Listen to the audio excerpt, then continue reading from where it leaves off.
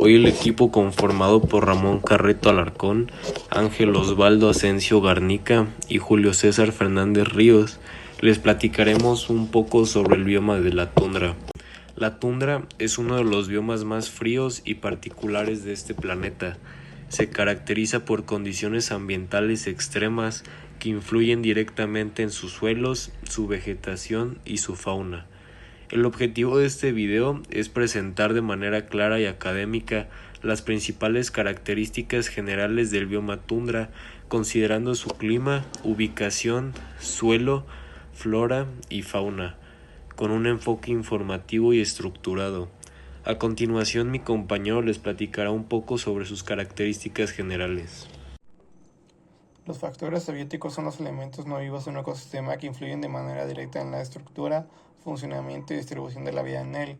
En el bioma tundra, estos factores presentan características extremas que condicionan el desarrollo de su flora, fauna y procesos ecológicos. El clima, temperatura y precipitación. El clima es el factor abiótico más determinante de la tundra. Este bioma experimenta temperaturas extremadamente bajas durante la mayor parte del año. Los inviernos son largos, fríos y secos, con temperaturas que permanecen bajo cero durante varios meses consecutivos. La luz solar es limitada y en las regiones más cercanas al polo puede haber ausencia parcial o total de la luz durante varias semanas. La precipitación anual es baja, similar a la de un desierto frío. La mayor parte de esto se presenta en forma de nieve. La estación cálida es muy corta, generalmente dura entre 6 y 10 semanas, y aunque las temperaturas incrementan ligeramente, se mantienen frías. Esta breve estación permite el deshielo superficial del suelo, generando un entorno temporalmente más húmedo que facilita el desarrollo biológico. La radiación solar y fotoperiodo. La tundra presenta variaciones significativas en la luz solar a lo largo del año debido a su ubicación geográfica. Durante el invierno, el fotoperiodo puede ser extremadamente reducido e incluso llegar a la oscuridad casi total en regiones próximas al polo. En contraste, durante el verano, la tundra experimenta largas horas de iluminación, llegando a presentarse el fenómeno conocido como sol de medianoche, donde el sol permanece visible durante casi 24 horas.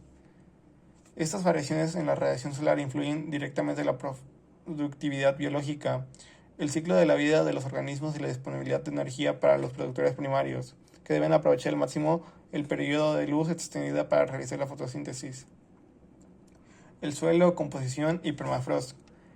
El suelo tundra es poco fértil, con escasos nutrientes disponibles. Esto se debe en parte a las bajas temperaturas, que ralentizan la descomposición de materia orgánica y limitan el desarrollo del suelo. Una característica fundamental del suelo tundra es la presencia de permafrost, una capa subterránea del suelo permanentemente congelada. El permafrost condiciona el drenaje y la disponibilidad de agua, ya que impide que ésta se infiltre en capas profundas. Como consecuencia, durante la estación cálida, la capa superficial del suelo se descongela, pero el agua se acumula sobre el permafrost, dando lugar a la humedad superficial, charcos y zonas pantanosas temporales. La escasa profundidad del suelo activo limita el desarrollo de raíces profundas y restringe el tipo de vegetación que puede establecerse. Esta afecta a su vez a la productividad del ecosistema. El agua y la humedad. Aunque la precipitación es baja, la humedad superficial puede ser elevada durante la estación de deshielo debido a la incapacidad del suelo para drenar el agua hacia capas profundas. Esta acumulación temporal de agua crea microhábitats que permiten el establecimiento de ciertas especies vegetales adaptadas a la humedad. Durante el invierno, el agua permanece congelada y no está disponible para los organismos. Esto genera desafíos fisiológicos para la flora y fauna, que deben sobrevivir largos periodos con recursos hídricos limitados. Viento. El viento es otro factor abiótico relevante en la tundra. En este bioma, los vientos suelen ser fuertes y persistentes, intensificando los efectos del frío. La combinación de bajas temperaturas y viento pueden provocar condiciones de enfriamiento extremo que afectan negativamente a los seres vivos. En respuesta a ese factor, muchas plantas de la tundra adoptan formas reducidas y cercanas al suelo para minimizar la exposición al viento y conservar el calor. Relieve y latitud. El relieve y la latitud influyen directamente en las condiciones abióticas. La tundra se localiza principalmente en altas latitudes del hemisferio norte y en regiones montañosas elevadas. En ambos casos, las bajas temperaturas, la radiación solar reducida y la presión atmosférica más baja conducen a un entorno hostil para la vida. Estas condiciones definen los límites del bioma y determinan el tipo de organismos que pueden sobrevivir en él. Entonces, los factores abióticos de la tundra se caracterizan por temperaturas extremadamente bajas y largos inviernos, precipitaciones reducidas en su mayoría como nieve, permafrost y suelos pobres con escasos nutrientes, variaciones extremas en la luz solar y fotoperiodo, humedad superficial estacional debido al deshielo, vientos frecuentes e intensos, ubicación en altas latitudes y o elevadas altitudes. Estos factores interactúan entre sí para regular los procesos ecológicos del bioma y establecer las condiciones bajo las cuales la vida debe adaptarse. Factores bióticos del bioma tundra. Los factores bióticos son todos los seres vivos que forman parte de un ecosistema e interactúan entre sí. En el bioma tundra, esos factores incluyen organismos capaces de sobrevivir en condiciones ambientales extremas, caracterizadas por bajas temperaturas, suelos pobres, vientos intensos y una corta temporada de crecimiento. La flora de la tundra. Productores primarios. La flora de la tundra constituye la base de las cadenas alimentarias. A pesar de las condiciones adversas, existe una variedad de especies vegetales adaptadas a crecer en suelos con permafrost, baja disponibilidad de nutrientes y un corto periodo de luz solar. Musgos y líquenes. Los musgos y líquenes son los organismos vegetales más comunes de la tundra. Adaptaciones. No requieren raíces profundas, lo que facilita su crecimiento sobre suelos fríos y rocosos. Pueden resistir largos periodos de congelamiento y deshidratación. Reactivan su metabolismo rápidamente tras el deshielo. Función ecológica. Participan en la formación del suelo, retienen humedad y sirven como alimento para varios herbívoros, especialmente en invierno. Arbustos enanos y plantas rezantes. Entre estos destacan los sauces enanos y abedules enanos. Adaptaciones. Crecimiento bajo y cercano al suelo, lo que reduce la exposición al viento y conserva calor. Hojas pequeñas o cubiertas de vellosidad para reducir la pérdida de agua. Desarrollo acelerado durante el verano corto. Función ecológica. Ofrecen alimento, cobertura y sitios de refugio para pequeños mamíferos e insectos, además de contribuir a la estabilidad del suelo. Hierbas, pastos y juncos. Aparecen principalmente durante el corto verano. Adaptaciones. Ciclo de vida rápido que se completa en pocas semanas. Capacidad de fotosintetizar a bajas temperaturas. Función ecológica. Son la base alimenticia de herbívoros medianos y grandes, contribuyendo al flujo energético del ecosistema. Fauna de la tundra. Consumidores. La fauna de la tundra presenta múltiples adaptaciones fisiológicas y comportamentales que le permiten sobrevivir al frío extremo, la escasez de alimento y las limitaciones del entorno. Reno o caribú. Consumidor primario. El reno o caribú, según la región, es uno de los herbívoros más emblemáticos de la tundra. Adaptaciones. Pelaje denso con pelos huecos que atrapan aire como aislante térmico. Pezuñas anchas que permiten caminar sobre nieve y o terreno húmedo y excavar en busca de alimento. Capacidad migratoria de grandes distancias según la disponibilidad de vegetación. Función ecológica. Controla la vegetación, dispersa nutrientes y constituye una presa fundamental para depredadores. Liebre ártica. Consumidor primario. La liebre ártica se alimenta de cortezas, hojas, raíces y musgos. Adaptaciones. Pelaje espeso que cambia de color para camuflarse. Blanco en invierno y gris o marrón en verano. Extremidades posteriores fuertes que le permiten desplazarse velozmente para evitar depredadores. Función ecológica. Es un eslabón importante como presa de depredadores, contribuyendo a mantener el equilibrio trófico. Buey almizclero. Consumidor primario. Es un herbívoro de gran tamaño caracterizado por su apariencia robusta. Adaptaciones. Pelaje largo y doble capa de fibras, incluida la kibiut que proporciona aislamiento contra el frío intenso. Comportamiento defensivo grupal en forma de círculo para proteger a las crías. Función ecológica. Regula el crecimiento de plantas y sirve de alimento a grandes depredadores. Zorro ártico. Consumidor secundario. El zorro ártico se alimenta principalmente de pequeños mamíferos, aves y carroña. Adaptaciones. Orejas pequeñas, hocico corto y pelaje denso para minimizar la pérdida de calor. Cambio estacional de color del pelaje para camuflaje. Función ecológica. Controla poblaciones de roedores y otras pequeñas presas. además de remover cadáveres, evitando acumulación de materia orgánica. Lobo ártico, consumidor terciario, uno de los predadores principales de la tundra ártica. Adaptaciones: pelaje blanco y espeso que lo aísla y permite el camuflaje. Organización social en manadas para cazar presas grandes. Función ecológica: regula poblaciones de herbívoros de gran tamaño, contribuyendo al equilibrio ecológico. Oso polar, consumidor terciario, tundra ártica. El oso polar es uno de los animales más representativos de las zonas árticas costeras. Adaptaciones: capa gruesa de grasa subcutánea y pelaje denso que conserva calor. Piel de color negro debajo del pelaje, favoreciendo la absorción de calor solar. Patas anchas adaptadas para caminar sobre hielo y nadar largas distancias. Función ecológica: depredador tope que regula poblaciones de focas y otros animales marinos, manteniendo el equilibrio del ecosistema ártico costero. Aves migratorias. Durante el verano, la tundra recibe aves que migran para reproducirse y alimentarse. Adaptaciones: migración estacional para evitar condiciones extremas del invierno. Aprovechamiento del verano para anidar y criar. Función ecológica: controlan insectos, dispersan semillas y sirven como alimento para depredadores. Pingüinos, consumidores secundarios, tundra antártica. Cabe señalar que los pingüinos no habitan en el Ártico, sino en la Antártida. Adaptaciones: plumas impermeables y capa de grasa que proporciona aislamiento térmico. Habilidad natatoria para capturar peces y otros recursos marinos. Comportamiento de agrupamiento para conservar calor. Función ecológica: regulan poblaciones de peces y pequeños organismos marinos y aportan nutrientes al ecosistema mediante sus colonias.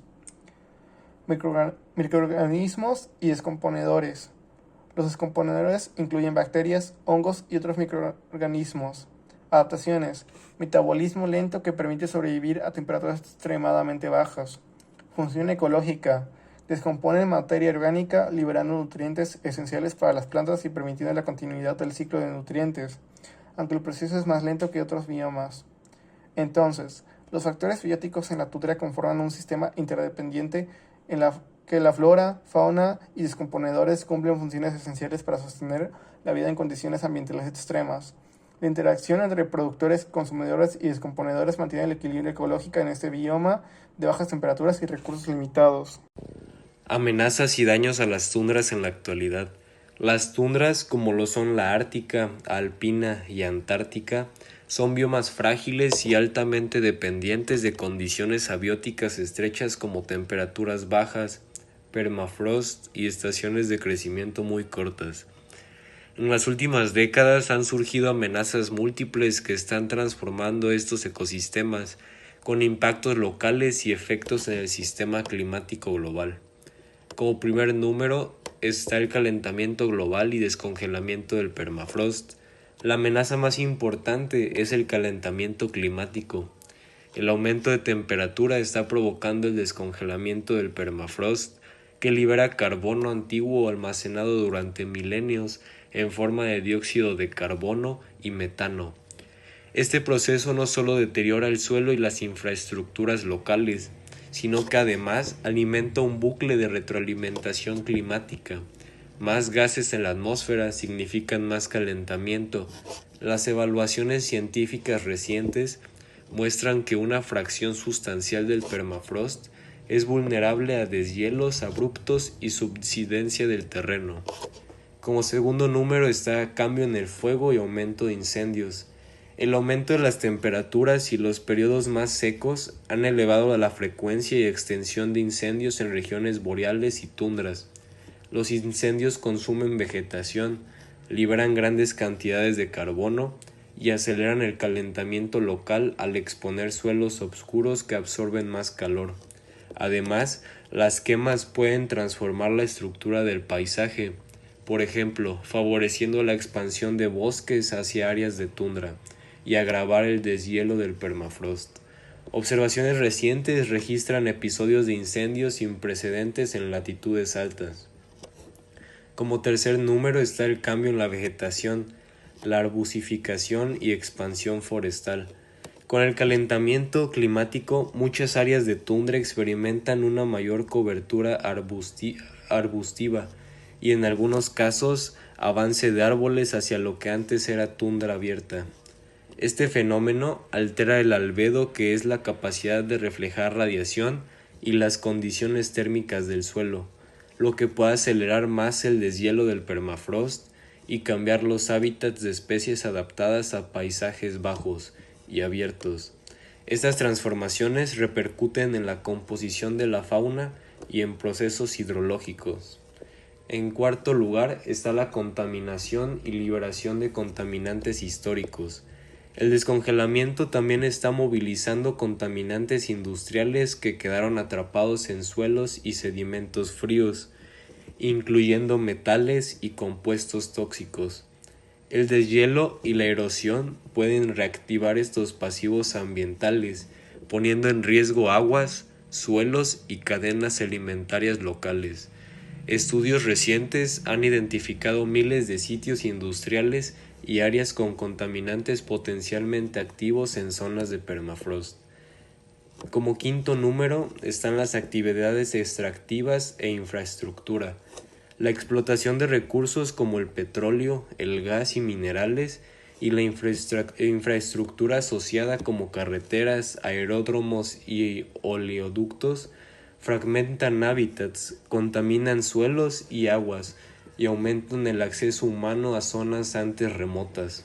Un derrame o accidente en condiciones árticas puede ser catastrófico, y la respuesta a emergencias es más difícil en entornos fríos e inaccesibles.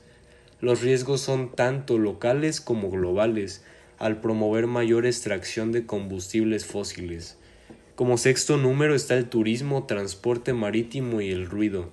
El aumento del tráfico marítimo en rutas polares estacionales, junto con más expediciones turísticas y actividades recreativas, incrementa la perturbación de la fauna, el riesgo de derrames y la contaminación acústica. El ruido y la presencia humana pueden alterar el comportamiento de reproducción y migración de especies sensibles. Como séptimo número están las especies invasoras y cambios en las dinámicas biológicas. Con la conectividad incrementada y el cambio climático, especies foráneas o de rango más septentrional pueden establecerse en tundras, compitiendo con la biota nativa.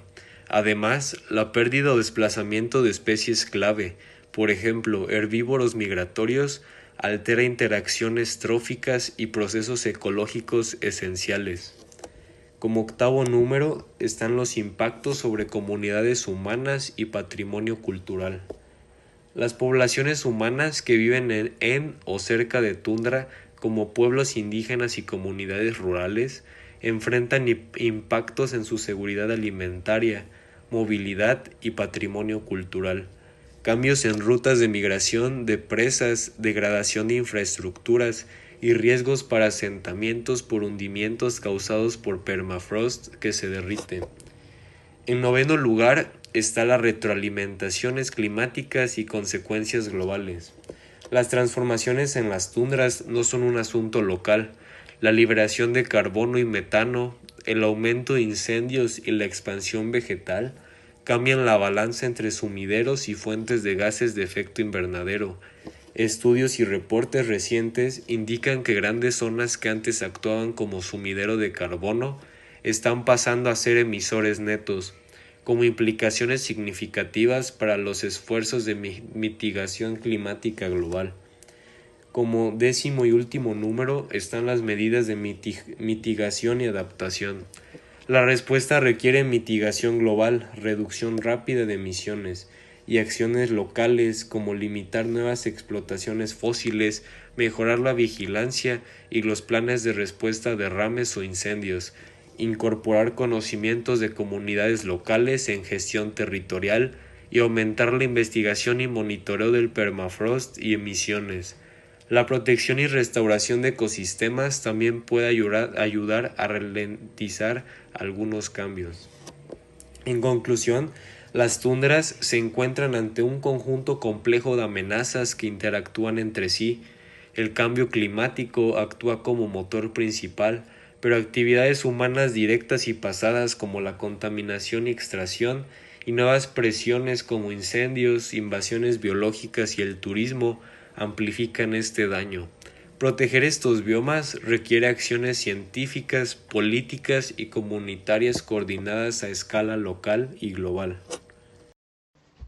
La tundra se presenta en el planeta en tres grandes variantes principales: la tundra ártica, la tundra alpina y la tundra antártica. Cada uno posee características particulares que determinan su apariencia, dinámica interna, suelos, clima y comportamiento estacional. Aunque comparten ciertos rasgos de frialdad y limitaciones ambientales, cada tipo manifiesta condiciones propias que la distinguen del resto. La tundra ártica se localiza circundando el océano Ártico en el extremo norte del planeta y se caracteriza por su ambiente frío, condiciones climáticas marcadas y un paisaje que varía notablemente entre el largo invierno y el corto verano. Presenta temperaturas invernales que suelen descender por debajo de los 30 grados bajo cero, con meses en los que la luz solar es prácticamente inexistente en algunas zonas. En contraste, el verano es breve y relativamente templado, con temperaturas que rara vez superan los 10 grados centígrados. Este intervalo estival es el único momento del año en el que ocurre un deshielo superficial que modifica temporalmente el ambiente. Una de las características estructurales más significativas de la tundra ártica es la presencia del permafrost, una capa del suelo permanentemente congelada que puede alcanzar varios cientos de metros de profundidad.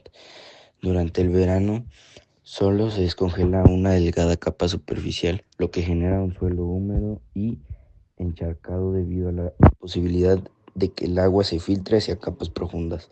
El paisaje predominante es amplio, extenso y relativamente plano, aunque incluye ondulaciones bajas, colinas desgastadas y una mezcla de zonas secas y sectores húmedos. El relieve de la tundra ártica suele ser suave, producto de antiguos procesos glaciales que moldearon el terreno, arrastrando y depositando sedimentos que hoy forman llanuras frías y extensas. Es común observar pequeñas depresiones donde el agua se acumula, formando charcas estacionales y humedales temporales durante el deshielo. La superficie puede presentar una apariencia irregular a causa de un fenómeno característico de los suelos congelados, la crioturbación. Este proceso generado por el ciclo de congelación y descongelación del suelo provoca el movimiento y la deformación del terreno, formando patrones geométricos visibles como círculos de piedras, polígonos y elevaciones pequeñas llamadas hummocks. La tundra ártica experimenta también variaciones internas según la cercanía a la costa, la altitud y latitud. Las zonas más próximas al océano suelen ser menos extremas en cuanto al frío debido a la influencia térmica del mar, mientras que las regiones continentales padecen inviernos más severos. Existen áreas donde el suelo es más seco y pedregoso, así como otras donde predominan las condiciones pantanosas. La humedad superficial en verano crea un ambiente saturado del agua en muchos sectores, lo que contribuye a la formación de suelos blandos y fangosos. Debido a estas particularidades, la vida que se desarrolla allí es limitada y se restringe principalmente a organismos capaces de soportar estas condiciones. A pesar de ello, durante el corto verano existe un ligero incremento de actividad biológica, aunque no alcanza niveles elevados. En invierno, la tundra ártica se cubre de hielo y nieve durante largos periodos. Los vientos son fuertes y constantes, generando sensaciones térmicas aún más bajas. Las tormentas y ventiscas no son infrecuentes y la superficie puede quedar completamente endurecida en verano. Aunque el deshielo transforma visualmente el paisaje, no modifica la profundidad del permafrost, que continúa congelado en el subsuelo. Este ciclo estacional influye de manera trascendental en las características del terreno y en el funcionamiento del ambiente. En contraste con la tundra ártica, la tundra alpina no se encuentra definida por latitud, sino por altitud. Se desarrolla en zonas montañosas elevadas alrededor del mundo, ubicadas por encima de la línea de árboles, donde la altura impone condiciones ambientales similares a las del Ártico, pero con particularidades propias. En la tundra alpina las temperaturas suelen mantenerse bajas durante la mayor parte del año, pero con diferencias notables respecto a la tundra ártica. La luz solar no presenta los prolongados periodos de oscuridad o luminosidad extrema, típicos del Ártico. En su lugar, la tundra alpina experimenta días y noches más regulares a lo largo del año. Aunque la radiación solar es intensa debido a la altura, por su altitud, los cambios térmicos entre el día y la noche son bruscos. Puede existir una marcada diferencia de temperatura en pocas horas. Los suelos de la tundra alpina son generalmente delgados, pedregosos y con buen drenaje, debido a que la inclinación del terreno dificulta la acumulación de agua y materia orgánica. En la mayoría de los casos, estos suelos son pobres en nutrientes, ya que la erosión arrastra sedimentos continuamente hacia zonas más bajas. El permafrost no es tan común como en la tundra ártica, aunque puede presentarse en áreas muy elevadas o extremadamente frías. Sin embargo, la falta de humedad profunda y el constante movimiento de material por erosión y congelamiento hacen que el suelo esté en constante transformación. Las pendientes, la presencia de rocas expuestas y la fragmentación del sustrato son elementos característicos del paisaje alpino. El relieve de la tundra alpina es mucho más variable que la tundra ártica, ya que se desarrolla en cordilleras con montañas, valles, laderas y plataformas elevadas. Esto genera microambientes distintos incluso en áreas cercanas. Por ejemplo, una ladera orientada al sol puede presentar condiciones relativamente más cálidas y menos expuestas al viento que otra ladera de sombra constante. La acumulación de nieve durante el invierno es común y en muchas regiones la presencia de nieve perdura en buena parte del año, limitando los cambios estacionales. El viento es intenso en zonas elevadas y contribuye al desgaste del suelo, a la erosión y al transporte de partículas. El aire es menos denso debido a la altitud, lo que influye en el comportamiento térmico de la tundra alpina y dificulta la retención de calor en el suelo y la superficie. La tundra alpina no posee los extensos humedales de la tundra ártica, ya que el agua se drena con rapidez. Sin embargo, puede existir pequeños arroyos estacionales formados por el derretimiento de nieve. Estos cauces, aunque temporales, modifican el terreno y fragmentan el suelo, generando hendiduras e inestabilidades. Las áreas más expuestas a la radiación solar pueden presentar parches temporales libres de nieve en verano, lo que permite un ligero aumento en actividad biológica, aunque muy restringida. A pesar de esta breve ventana estacional, las condiciones siguen siendo exigentes todo el año. La tundra alpina presenta variaciones dependiendo de la cordillera donde se ubique. Por ejemplo, las condiciones en las cordilleras tropicales son distintas a las montañas templadas o boreales. En zonas tropicales la temperatura puede variar drásticamente entre el día y la noche, con días soleados que alcanzan temperaturas relativamente altas, seguidos de noches muy frías. En contraste, las zonas alpinas de latitudes altas se asemejan más a la tundra ártica, con menor oscilación térmica diaria con una temperatura general más baja. La topografía es un factor determinante que influye en el viento, la luz solar recibida y el movimiento de la nieve durante las tormentas, lo cual a su vez cambia la apariencia y comportamiento del terreno. La tundra antártica, por su parte, se encuentra principalmente en áreas libres de hielo del continente antártico y en algunas islas subantárticas. Este tipo de tundra es menos extenso que las otras dos y presenta condiciones ambientales extremadamente rigurosas. Su clima es el más frío del planeta, con temperaturas que permanecen por debajo de cero de la mayor parte del año. Incluso en verano, el frío ambiente continúa siendo frío y las ventanas de descongelamiento son muy breves. El viento es muy fuerte y persistente, lo que intensifica aún más la sensación térmica. La humedad en el aire es muy baja y la precipitación total anual es escasa, por lo que se considera un ambiente frío y seco. El suelo de la tundra antártica es muy limitado, ya que gran parte del continente está cubierto de hielo permanente. Las áreas donde aparece la tundra son regiones costeras o sectores donde el hielo retrocede en verano, dejando al descubrimiento superficies rocosas con muy poca materia orgánica. Los suelos son pobres, formados principalmente por fragmentos minerales, arena, grava y polvo transportados por el viento del hielo. La capa superficial del suelo que llega a descongelarse en verano es aún más delgada que en la tundra ártica, y en muchos lugares no existe permafrost profundo debido a la presencia del hielo masivo en lugar del suelo congelado convencional. El agua líquida es escasa y parece casi exclusivamente en forma de pequeños charcos estacionales procedentes del deshielo rápido.